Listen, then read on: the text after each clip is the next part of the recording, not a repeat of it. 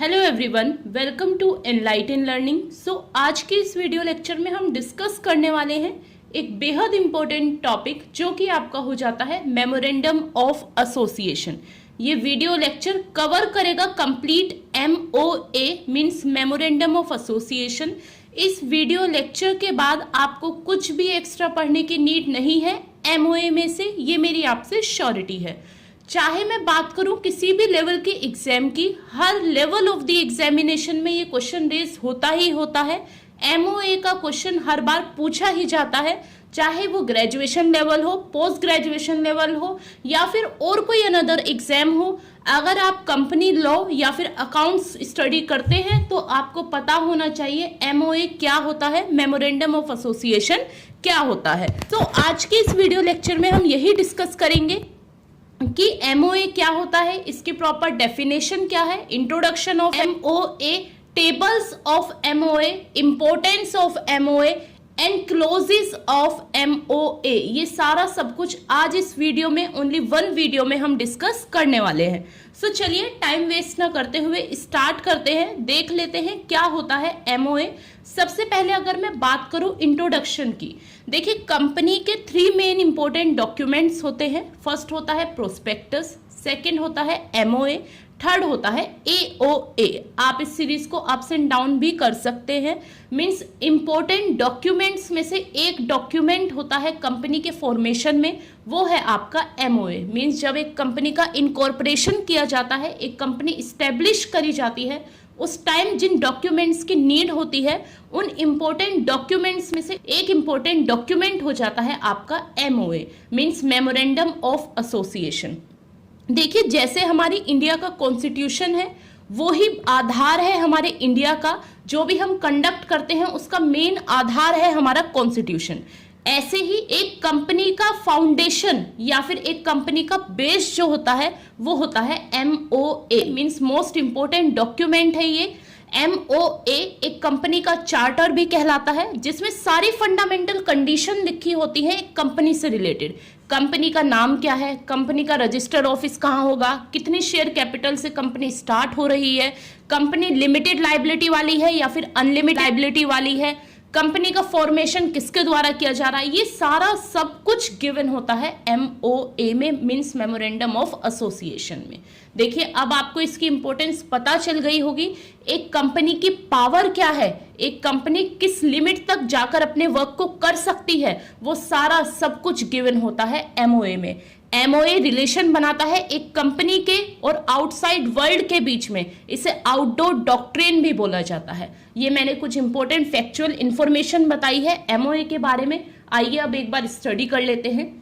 The Memorandum of Association means MOA is the most important document of a company। सबसे बेहद important document होता है ये company का। मोस्ट इंपॉर्टेंट 3 डॉक्यूमेंट्स हैं जैसे मैंने आपको बताया, MOA, AOA means article of association और प्रोस्पेक्टस। ये 3 मोस्ट इंपॉर्टेंट डॉक्यूमेंट होते हैं। इनके बिना एक कंपनी का फॉर्मेशन या फिर इनकॉर्पोरेशन नहीं हो सकता। सो मोस्ट इंपॉर्टेंट डॉक्यूमेंट है MOA। In fact it is the foundation on which the structure of a company is based. ये वो फाउंडेशन है, ये वो आधार है जिस पर एक कंपनी का स्ट्रक्चर बेस करता है। जैसे मैंने बताया हमारा कॉन्स्टिट्यूशन इंडिया का आधार है, वैसे ही एक कंपनी का आधार होता है MOA। MOA से बाहर जाकर एक कंपनी कुछ भी नहीं कर सकती। अगर एक कंपनी को स्टेब्लिश होना है तो MOA का होना कंपल्सरी है, नेसेसरी है। It is a charter of a company which contains the fundamental condition upon which alone the company can be incorporated। ये चार्टर होता है कंपनी का, मीन्स कॉन्स्टिट्यूशन होता है एक कंपनी का, जिसमें सारी कंडीशन गिवन होती हैं, जिस पर एक कंपनी बेस होती है, जिसके आधार पर एक कंपनी बनकर तैयार होती है, वो कहलाता है आपका MOA। चलिए आई होप आपको अच्छे से क्लियर हो गया होगा कि MOA क्या होता है। अभी हमने डिस्कस किया है कंप्लीट इंट्रोडक्शन ऑफ MOA, जिसमें मैंने फैक्चुअल इंफॉर्मेशन बताई है।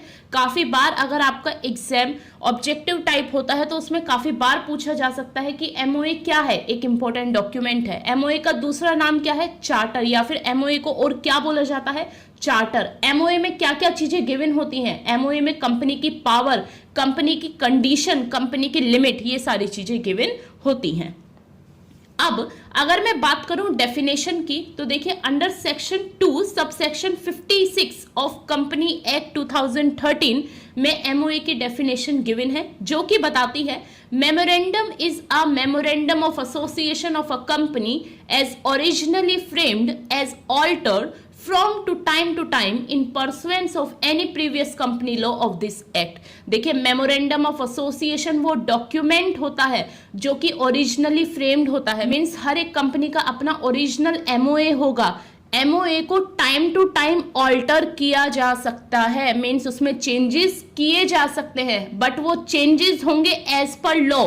एज पर लॉ मीन्स या तो कंपनी एक्ट 2013 के चेंजेस होंगे, वो एज पर 2013 के चेंजेस होंगे, या फिर कोई और प्रीवियस लॉ है कंपनी एक्ट का, उसके अकॉर्डिंग चेंजेस ही किए जाएंगे। मीन्स एनी प्रीवियस लॉ यानी कि जो पहला लॉ है उसके अकॉर्डिंग, या फिर दिस एक्ट के अकॉर्डिंग जो भी चेंजेस किए जाएंगे वो चेंजेस मान्य होंगे एमओए में। शर्त है कि जो भी चेंजेस हो वो एज पर कंपनी एक्ट हो। मीन्स मेमोरेंडम ऑफ एसोसिएशन एक ओरिजिनली फ्रेम डॉक्यूमेंट होता है जिसे टाइम टू टाइम ऑल्टर किया जा सकता है, बट ऑल्टरनेशन, ऑल्टर का मतलब होता है चेंजेस, जिसमें टाइम टू टाइम चेंजेस लाए जा सकते हैं, बट वो चेंजेस एज पर लॉ होंगे, ये आपको ध्यान रखना है। काफी अच्छी, इंपॉर्टेंट और बेहद इजी डेफिनेशन है। आई होप आपको अभी के अभी लर्न भी हो गई होगी, समझ में भी आ गई होगी एमओए की डेफिनेशन। सो यहां तक हमने इंट्रोडक्शन देखा है एमओए का। अब कुछ इंपॉर्टेंट फैक्ट्स के बारे में बात कर लेते हैं। देखिए forms of memorandum of association under section 4। Section 4 में फॉर्म्स दिए गए हैं एमओए के, जिनको फिल करके आपको सबमिट करना होता है। देखिए अलग अलग टेबल्स हैं, उन टेबल्स के अकॉर्डिंग कंपनी डिवाइडेड है। मीन्स अगर आपकी कंपनी लिमिटेड बाय शेयर है तो वो ये टेबल फॉलो करेगी, कंपनी लिमिटेड बाय गारंटी है तो वो ये टेबल फॉलो करेगी। जैसे कैटेगरीज होती है ना, वैसे ही कैटेगरीज डिवाइडेड है कंपनी की। वो जिस भी कैटेगरी की कंपनी है वो इस टेबल के फॉर्म को फॉलो करेगी और उसे सबमिट कर देगी कंपनी के इनकॉर्पोरेशन के टाइम पे। सो देखिए टोटल 5 टेबल होती हैं, आपको ध्यान रखनी है। Table A B C D E ये रिलेटेड है एमओए से। इससे आगे की table F G H I J ये रिलेटेड हो जाती हैं एओए से। सो एमओए की जो टेबल्स हैं वो table A B C D और ई है, जो कि हर एक कंपनी को फॉलो करनी होती है। हर कंपनी को अपनी कैटेगरी के अकॉर्डिंग उस टेबल से फॉर्म डाउनलोड करना होता है और उसे फिल करना होता है। देखिए हर एक कंपनी का अपना एमओए होता है, बट अगर कोई कंपनी एमओए नहीं बना पाती है, उसे समझ में नहीं आता है, तो वो इन टेबल्स से फॉर्म डाउनलोड करके भी उसे सबमिट कर सकती है। सो देखिए टेबल ए बात करती है उस एमओए की जो कि कंपनी लिमिटेड बाय शेयर है। देखिए मैंने types of company already discuss किया हुआ है। अगर किसी को नहीं पता है कंपनी लिमिटेड बाय शेयर या फिर गारंटी या फिर अनलिमिटेड कंपनी कौन सी होती है, वो मेरी प्रीवियस वीडियो देख लीजिएगा, मैं आपको लिंक प्रोवाइड कर दूंगी। जो टेबल ए में फॉर्म होगा वो उस कंपनी का होगा जो कि कंपनी लिमिटेड बाय शेयर है। वही टेबल बी में एमओए का जो फॉर्म होगा वो उस कंपनी का होगा जो कि कंपनी लिमिटेड बाय गारंटी है, बट जिसकी अपनी कोई शेयर कैपिटल नहीं है। वहीं टेबल सी की अगर मैं बात करूं, ये उस कंपनी का होगा जो कि कंपनी लिमिटेड बाय गारंटी है, स्पेलिंग इनकरेक्ट है, जो कि कंपनी लिमिटेड बाय गारंटी है and having a share capital, means जिसकी अपनी शेयर कैपिटल है वो सी फॉलो करेगी, बट जिसकी शेयर कैपिटल नहीं है वो बी फॉलो करेगी, और जो कंपनी लिमिटेड बाय शेयर है वो कंपनी फॉर्म जो डाउनलोड करेगी वो टेबल ए का करेगी। वहीं अगर मैं बात करूं टेबल डी की, तो यहां पर हम बात करते हैं अनलिमिटेड कंपनी की, बट जिसकी अपनी शेयर कैपिटल नहीं है। और अगर मैं बात करूं टेबल ई की, तो वहां पर जो फॉर्म होगा एमओए का वो अनलिमिटेड कंपनी का होगा और इसकी अपनी शेयर कैपिटल भी होगी। देखिए टेबल ए बी और सी ये तीनों जो टेबल है ये लिमिटेड कंपनी की है, आपको लर्न रखने में आसानी होगी उसकी बात मैं बता दूं। टेबल ए बी और सी लिमिटेड कंपनी के लिए है और टेबल डी और ई अनलिमिटेड कंपनी के लिए है। आई होप ये टेबल्स आपको क्लियर हो गए होंगे। ये बस आपको एक बार देखना है, एग्जाम में आंसर राइटिंग में काफी अच्छा अट्रैक्टिव बना देता है आपके आंसर को। देखिए अब नेक्स्ट जो इंपॉर्टेंट चीजें आ जाती हैं एमओए से रिलेटेड, वो है आपका सब्जेक्ट मैटर। मींस एमओए में क्या क्या लिखा होता है, क्या क्या गिवन होता है, क्या क्या आपको देना होता है एमओए में, कौन कौन से क्लॉजेज होते हैं, क्या कंटेंट होता है एमओए का, ये बात करता है section 4 of company act 2013। So इस सब में हम डिस्कस करेंगे subject matter, clauses, content of MOA. देखिए सबसे पहले जो गिवन होता है एमओए में वो नेम क्लोज होता है। नेम क्लोज मींस कंपनी का नाम क्या है, कंपनी किसके नाम से रजिस्टर्ड है, ये सारा सब कुछ आपको गिवन करना होता है नेम क्लॉज में। The clause contain the name of the proposed company, जो कंपनी आप बनाना चाहते हैं उसका नाम क्या होने वाला है, क्या रख रहे हैं, ये आपको बताना होगा नेम क्लॉज में। अ कंपनी में choose any suitable name, it's like company अपने अकॉर्डिंग कोई भी सुटेबल नेम चूज कर सकती है, बट कंडीशन है, वो ये कंडीशन है कि वो कंपनी जो भी नेम सजेस्ट करेगी या चूज करेगी वो सेंट्रल गवर्नमेंट की नजरों में अनडिजायरेबल ना हो, अनऑथराइज ना हो। मीन्स आप किसी भी कंपनी का ऐसा नाम नहीं लिख सकते जो कि हिंदू मुस्लिम फैलाए, जो कि किसी नेशनल हीरो के नाम पे हो या फिर हमारी इंडिया की इंटीग्रिटी पे सवाल उठाए, ऐसी कंपनी का नेम नहीं हो सकता। ये आपको ध्यान रखना है अपने कंपनी का नेम क्लोज फिल करते हुए या फिर नेम चूज करते हुए। नेक्स्ट क्लोज हो जाता है आपका रजिस्टर्ड ऑफिस क्लोज। कंपनी का रजिस्टर्ड ऑफिस कहाँ होने वाला है, कंपनी का मेन ऑफिस, मेन ब्रांच कहाँ है, ये भी आपको गिवन करना होता है, ये भी आपको लिखकर सबमिट करना होता है रजिस्टर्ड ऑफिस क्लॉज में। अब रजिस्टर्ड ऑफिस क्यों देना होता है आपको, रजिस्टर्ड ऑफिस के बारे में क्यों बताना होता है, इसके 2 रीजंस हैं। देखिए जो रजिस्टर्ड ऑफिस है वो आपका डोमिसाइल है एक कंपनी का, जैसे हमारा निवास प्रमाण पत्र होता है हमारा घर, ऐसे ही एक कंपनी का डोमिसाइल है उसका रजिस्टर्ड ऑफिस। और जो भी इंफॉर्मेशन या फिर नोटिस या फिर और कोई भी कम्युनिकेशन सेंड करी जाएगी या रिसीव करी जाएगी वो कंपनी के रजिस्टर्ड ऑफिस के पते पर आएगी, इसलिए रजिस्टर्ड ऑफिस का क्लोज भी इसमें इंक्लूड होता है। नेक्स्ट जो इंपॉर्टेंट क्लोज हो जाता है वो हो जाता है आपका ऑब्जेक्ट क्लोज।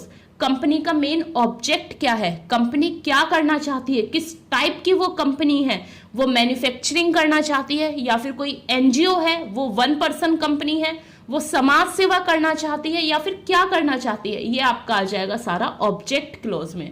मीन्स एक जो कंपनी बन रही है उसका ऑब्जेक्टिव क्या है फॉर्मेशन का, ये आपको गिवन करना होगा ऑब्जेक्ट क्लोज में। नेक्स्ट हो जाता है आपका कैपिटल क्लॉज। कैपिटल मीन्स पूंजी।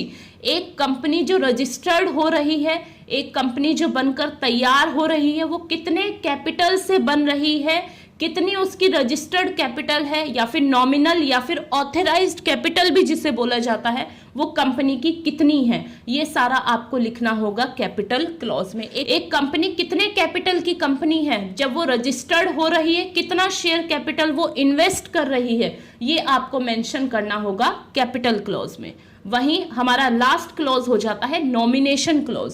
देखिए जो नॉमिनेशन क्लॉज है वो ओनली ओपीसी के लिए है। ओपीसी मींस 1 पर्सन कंपनी, जिसका केवल एक ही लीडर होता है, एक ही पर्सन उस कंपनी को चलाकर तैयार करता है, वो आपकी कंपनी कहलाती है ओपीसी। नॉमिनेशन क्लॉज केवल वो कंपनी फिल करेगी जो कि एक ओपीसी कंपनी है। नॉमिनेशन क्लॉज में ये लिखा जाएगा कि जब वो ओपीसी कंपनी का मेन ओनर की डेथ हो जाएगी तो उसके बाद उसका नॉमिनी कौन होगा, ये सारा आपको लिखना होगा नॉमिनेशन क्लॉज में।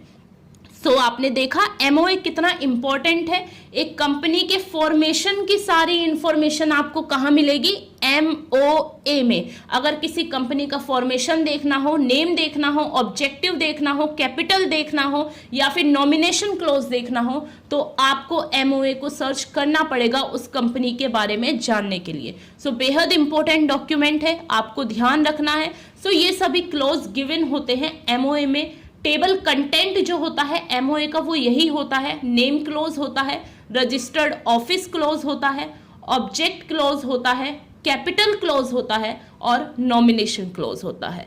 ये हमने यहाँ पर क्लोजेस के बारे में बात करी, सब्जेक्ट मैटर के बारे में बात करी एमओए के। अब अगर मैं बात करूं इंपॉर्टेंस ऑफ एमओए, एमओए बनाया क्यों जाता है, क्या इंपॉर्टेंस होती है एमओए के।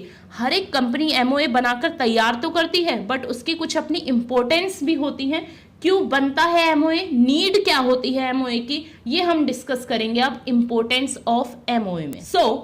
अब इंपॉर्टेंस की बात करूं अगर मैं एमओए की, फर्स्ट इंपॉर्टेंस जो मैंने आपसे डिस्कस करी थी कि कंपनी का बेहद इंपॉर्टेंट एसेंशियल डॉक्यूमेंट होता है एमओए। एक कंपनी का without MOA memorandum of association formation नहीं हो सकता। फर्स्ट इंपॉर्टेंस यही हो जाती है एमओए की कि it is an essential document for establishment of a company. एक कंपनी के स्टैब्लिश होने के लिए, फॉर्मेशन होने के लिए एमओए एक एसेंशियल डॉक्यूमेंट है। जैसे हमें जीने के लिए ऑक्सीजन की नीड है, वैसे ही एक कंपनी को सरवाइव करने के लिए, बनने के लिए, स्टैब्लिश होने के लिए एमओए की नीड होती है।